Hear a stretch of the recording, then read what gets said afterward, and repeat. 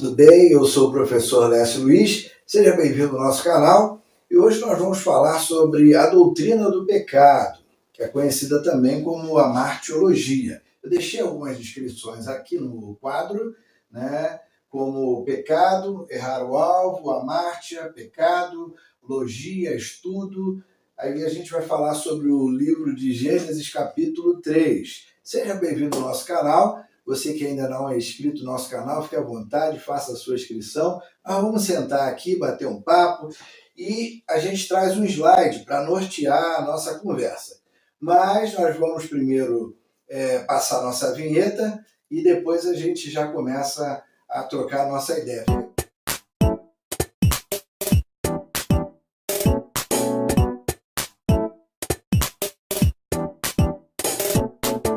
Vim conversar um pouquinho. A gente vê nos últimos tempos aí as pessoas pouco interessadas a conhecer a Bíblia. A gente vê muita gente querendo bênçãos, né? Querendo profecias, até paga Pix para poder receber aí os seus benefícios e rápidos. Quando se fala de Bíblia, a gente pede para que a pessoa tenha paciência, sente, porque vai estudar. E estudar dá trabalho, né? Então muita gente não quer estudar. Por isso que viram, às vezes, alvos de ventos de doutrinas e muitas das vezes também acabam absorvendo doutrinas de demônios, não é verdade? Nós somos conhecidos como evangélicos e que trabalhamos à luz das Escrituras, só as Escrituras, né? O que não for das Escrituras, Paulo diz que é maldito. Ele usa até a palavra anátema, né? Mas vamos lá, o que importa, o que interessa, o que é a martiologia, tá? Então a gente começa aí nosso bate-papo. Eu vou sentar aqui para a gente poder conversar, beleza? Eu vou passando aqui o slide para nortear o nosso assunto. Pois que somos nós mais excelentes? De maneira nenhuma, pois dantes demonstramos que tanto judeus como gregos todos estão debaixo do pecado, como está escrito, não há um justo sequer. Então a Bíblia diz aí que todos pecaram, que não há um justo, né? Alguns dão aí conotação a algumas pessoas, né? E que elas não existem à luz da Bíblia. A Bíblia só há um justo, que é Jesus Cristo. Esse aí foi o digno de ser sacrificado na cruz para nos salvar. Mas continuando aqui, os tópicos que nós vamos abordar hoje são esses: a origem do pecado, definição de pecado, pecado pessoal, pecado imputado e pecado na vida do crente. Vamos lá. A martiologia é a ciência que estuda o pecado.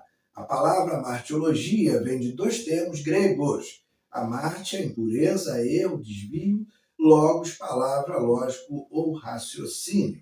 Por isso, na teologia sistemática, a matéria que aborda o ensino bíblico sobre o pecado é chamada de amartiologia. Então a gente vê aí a divisão da palavra, as origens da palavra, ou seja, o grego aí, ele nos dá um norte em relação a muitas palavras da Bíblia. Por quê? Porque o Novo Testamento foi traduzido em grego, então muitas palavras estão no grego. Algumas palavras vieram do latim também, porque a tradução Vulgata por São Jerônimo, né, também teve muito peso na questão católica. Então essa tradução também traz aí muitos termos do latim. Por que devemos ser salvos? Né? Muita gente fala, eu não quero ser salvo, por que eu tenho que ser salvo?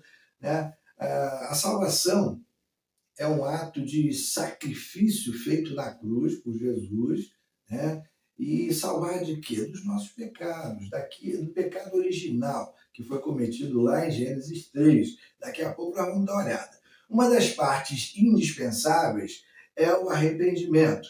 Mas se o pecador não souber qual é o conceito de pecado na Bíblia, será difícil para ele entender, porque é necessário que ele se arrependa. O homem precisa ter plena consciência de que o pecado afasta, é algo que o separa de Deus. Então, o pecado, ele separa de Deus. Por que o pecado nos separa de Deus, Lécio?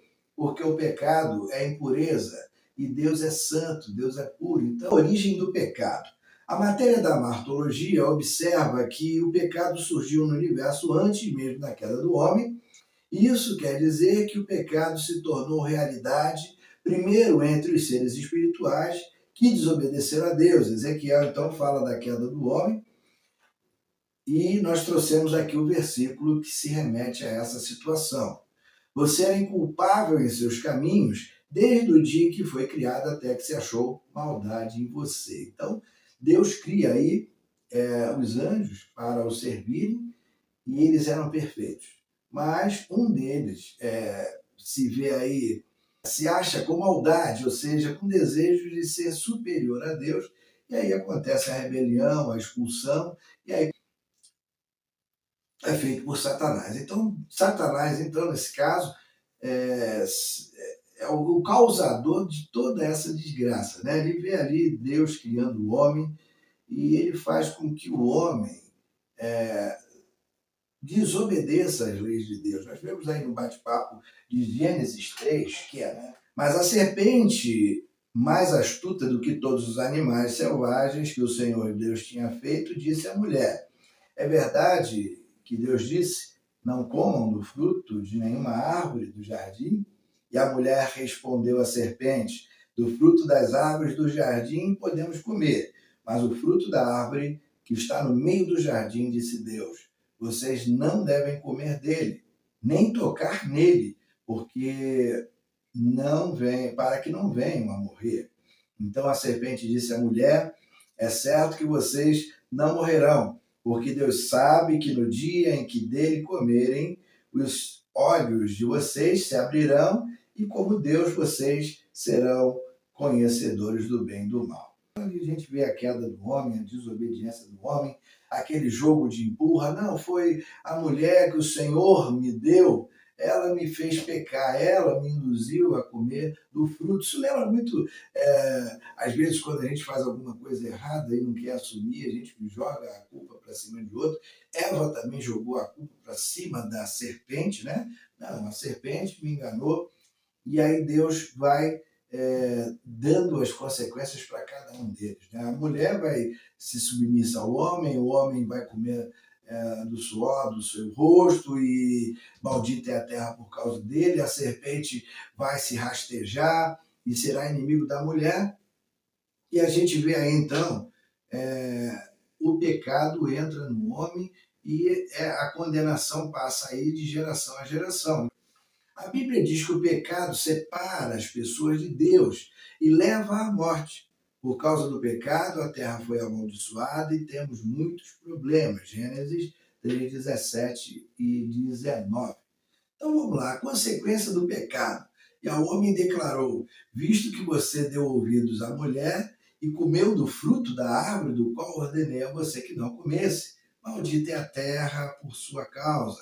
Com sofrimento, você se alimentará dele todos os dias da sua vida, e ela lhe dará espinhos e ervas daninhas, e você terá que se alimentar, ou alimentar-se das plantas do campo.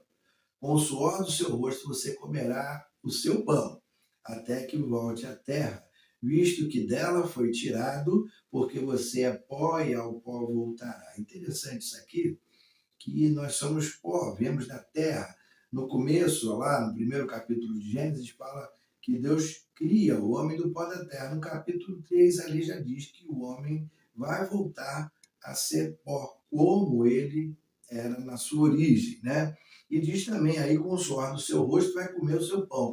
Quer dizer, o homem ia trabalhar, ele ia cuidar, ele ia dominar, mas ele não ia ter sofrimento, ele não ia ter dor para fazer essas coisas.